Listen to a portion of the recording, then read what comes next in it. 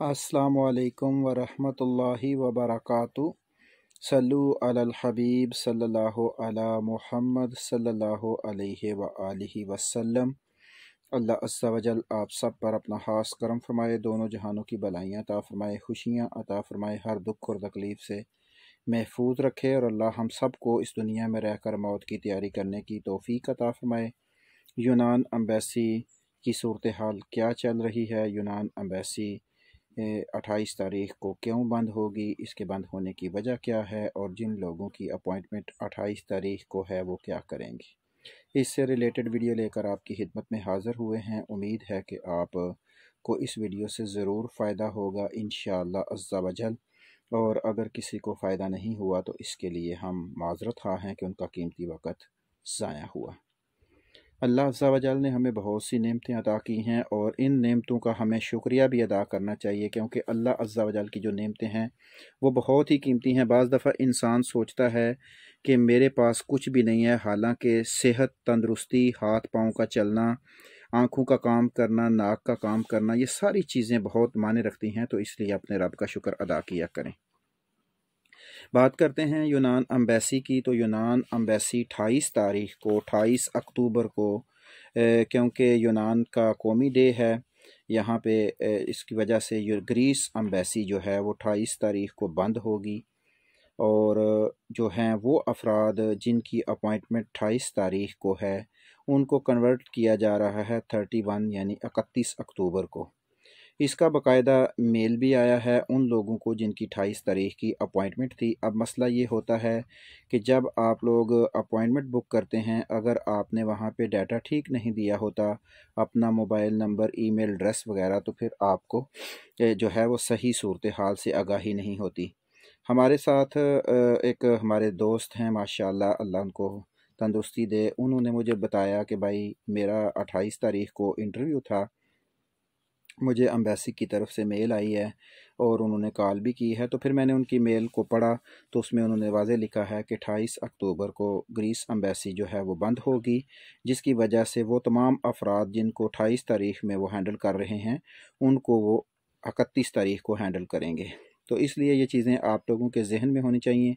यकीनन जिनकी अपॉइंटमेंट में ये सारा डाटा दुरुस्त था उनको कॉल भी आई होगी, मेल भी आया होगा। आप अपनी कॉल और मेल को चेक कर लें और इसको अच्छे तरीके से देख लें, वो अफराद जो 28 तारीख को जाने वाले थे। तो अब ये ज़हन में रखें ताकि आपको मुश्किलात का सामना ना करना पड़े, आप वहाँ जाएं और फिर आपको मुश्किल का सामना करना पड़े। इसलिए बेहतर है कि आप 28 तारीख को बिल्कुल ना जाएं, आप 31 तारीख को जाके वहाँ से 31 तारीख को ही अपना मेडिकल रिसीव करें, क्योंकि ऑटोमेटिकली जब आपको बताया जा रहा है तो आपकी जो लैब है जिससे आपने मेडिकल करवाया हुआ है वो भी ऑटोमेटिकली अपडेट हो चुकी होगी।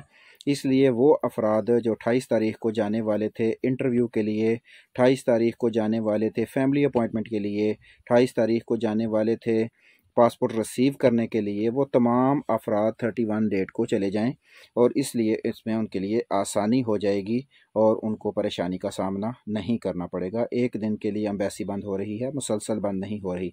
इसलिए जब भी आप अपॉइंटमेंट बुक कराते हैं तो उसमें अपना डाटा दुरुस्त दिया करें ताकि आपको किसी जगह पे परेशानी का सामना ना करना पड़े।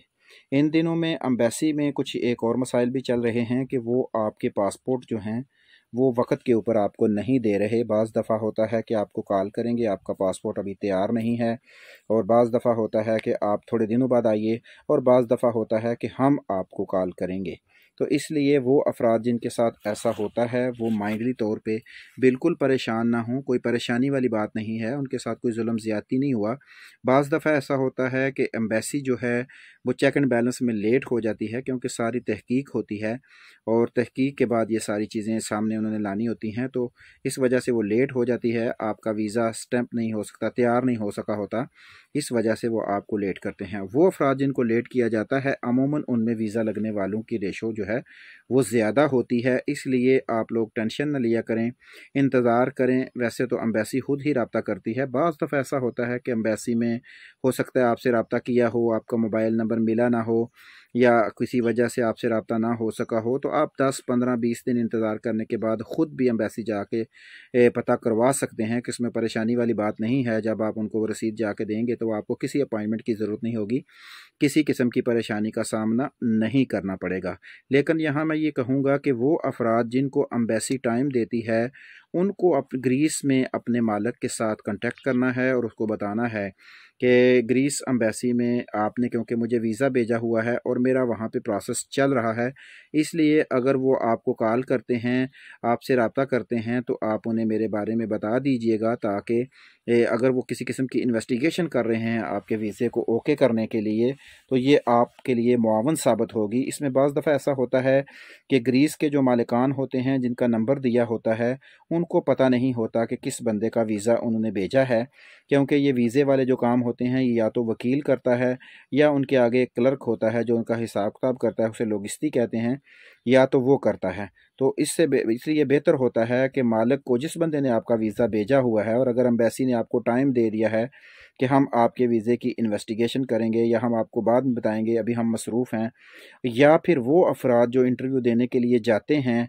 और उनको पता होता है कि आज हमारा इंटरव्यू है और अगले 7 दिनों में हमारे वीज़े का फ़ैसला होना है, तो वो ग्रीस में अपने मालिक के साथ रब्ता करके, जिस ज़रिए से भी वो करना चाहें, क्योंकि उनके पास ज़ाहिर बात है मालिक का मोबाइल नंबर भी होता है और सारी मालूमात भी होती हैं, या वो बंदा जिससे उन्होंने वीज़ा ख़रीदा होता है उससे रब्ता करके वो एक दफ़ा मालिक को आगाह कर दें कि फ़लाँ बिन फ़लाँ ये पासपोर्ट नंबर का वीज़ा मैंने भेजा हुआ है आपने, और वो इस वक्त एम्बेसी में इंटरव्यू के लिए गया था, तो आने वाले वक्तों में उन्होंने फ़ैसला करना है। तो वो, क्योंकि बाज़ दफ़ा वो मालिक को कॉल भी करते हैं और उससे पूछते हैं कि वाक़या ही तुमने ये फ़लाँ बिन फ़लाँ का वीज़ा भेजा हुआ है या नहीं, और इसलिए अगर मालिक बाद में वहाँ उसको नाम ही ना याद हो और उसको पता ही ना चले और वो हैरान हो जाए और वो कहे कि मुझे इल्म ही नहीं है, मुझे नहीं पता, तो फिर उस सूरत में फिर वीज़ा जो है वो रिजेक्ट कर दिया जाता है। तो इसलिए आप लोगों ने ये काम लाजमी करना है कि आपका जिसने वीज़ा भेजा हुआ है, जब आप इंटरव्यू के लिए जाएँ तो उसे आगाह कर दें और उसे कहें कि वो मालिक को भी आगाह कर दे,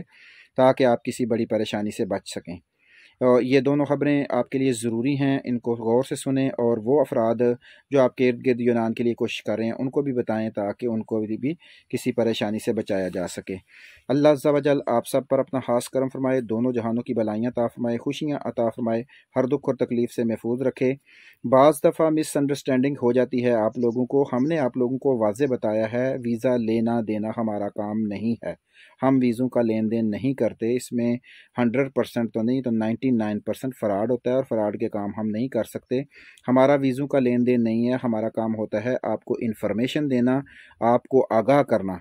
ठीक है, बाज़ बंदे जो हैं ये व्हाट्सएप पे उनका बिहेवियर थोड़ा सा ख़राब हो जाता है इस बात के ऊपर कि वो कहते हैं जी हमने तो वीज़ा आपसे लेना है, आप वीडियो बनाते हैं और वीज़ा क्यों नहीं देते। तो भाई वीडियो बनाना और वीज़ा बनाना दोनों एक अलग-अलग प्रोसेस हैं। ना तो हमारी कोई कानूनी तौर पे कोई एजेंसी है कि हम वीज़ों का काम करें, ना हमारे पास कोई लाइसेंस है कि हम वीज़ों का काम करें, तो हम गैर कानूनी काम करके और क्यों अपने आप को इस चक्कर में फंसाएं, और हमें ज़रूरत ही नहीं है वीज़ों के पैसों की और ना ही वीज़ों के चक्करों में पड़ने की। तो इसलिए आप हमसे मालूमात के लिए रब्ता कर सकते हैं, वीज़ा लेने देने के लिए आप बिल्कुल हमसे रब्ता ना कीजिएगा। वीज़े का लेन देन, वीज़े का काम हम नहीं करते। अल्लाह ताला आपको खुश रखे, ढेरों खुशियाँ अता फरमाए। अल्लाह ताला आपको हर दुख और तकलीफ़ से महफूज रखे। अपनी दुआओं में याद रखिएगा। कोई बात आपको बुरी लगे तो अल्लाह की रज़ा के लिए माफ़ फरमा दीजिएगा। अस्सलामु अलैकुम व रहमतुल्लाहि व बरकातुहू।